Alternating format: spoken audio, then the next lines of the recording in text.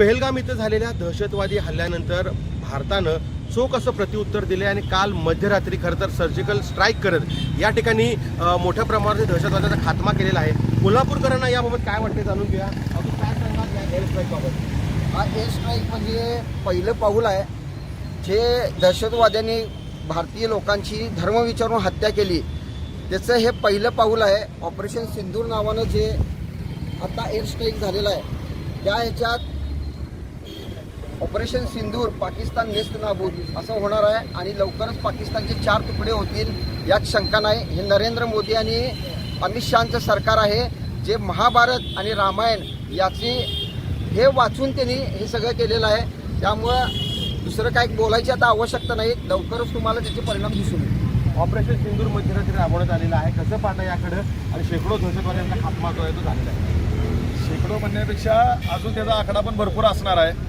कारण जे काय सरकारनं पाऊल उचललेलं आहे त्यामुळं आम्हाला जरासुद्धा किंतु परंतु अशी शंकासुद्धा नाही आहे या सरकारच्या बाबतीत। हा फक्त एक नमुना आहे।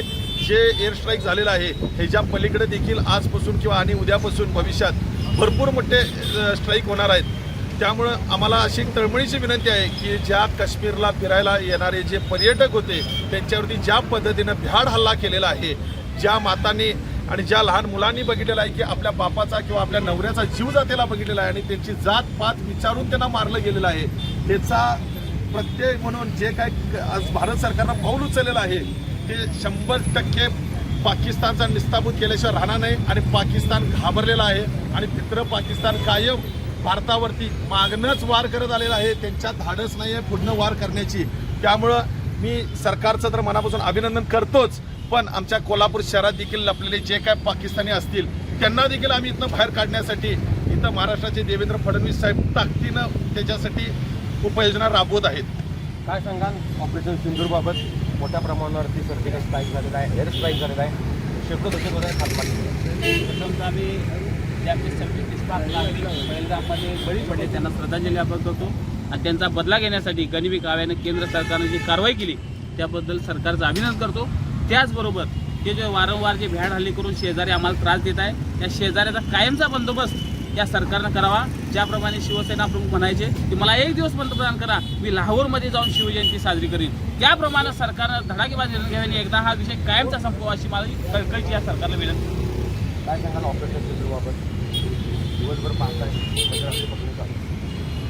मागच्या महिन्यामध्ये पहलगाममध्ये जो दहशतवादी हल्ला झाला त्यात भारतीय 26 नागरिक निष्पाप नागरिक मृत्युमुखी पडले।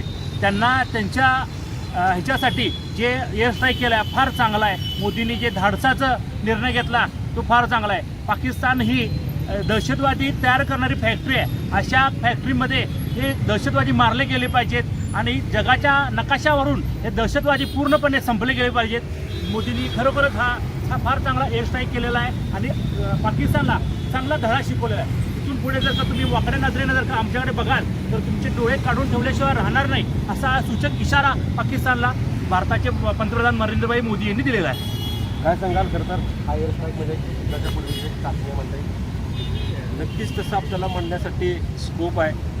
ज्या पद्धतीनं छत्रपती शिवरायांनी गनिमी काव्याचा वापर केला तसंच धक्कातंत्र देत आज भारत सरकारनं पाकिस्तानवर जो हल्ला केलेला आहे तर त्याचंच प्रतीक आपण मानू शकतो आणि या माध्यमातून भारत सरकारनं दाखवून दिले की जसंच तसं म्हणजे काय असतं, संपूर्ण जगानं लक्ष केंद्रित करावं अशा पद्धतीचा एअर स्ट्राईक केला आणि या एअर स्ट्राईकमध्ये भारत सरकारच्या बरोबर सर्वच पक्ष संघटना विरोधी पक्ष आम्ही सगळेच मोदी सरकारच्या बरोबर भारत सरकारच्या बरोबर आहे आणि खरं तर हीच वेळ आहे की जगाला दाखवून द्यायची की जर आमच्याकडे बघाल तर आम्ही तुमची गय करणार नाही अशा पद्धतीचा इशारा या स्ट्राईकमधला जातो।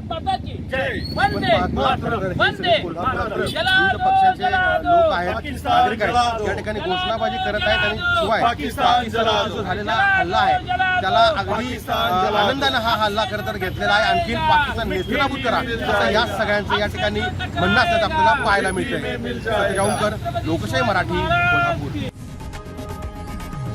लोकशाही मराठी ऐका, पहा, जागरूक रहा।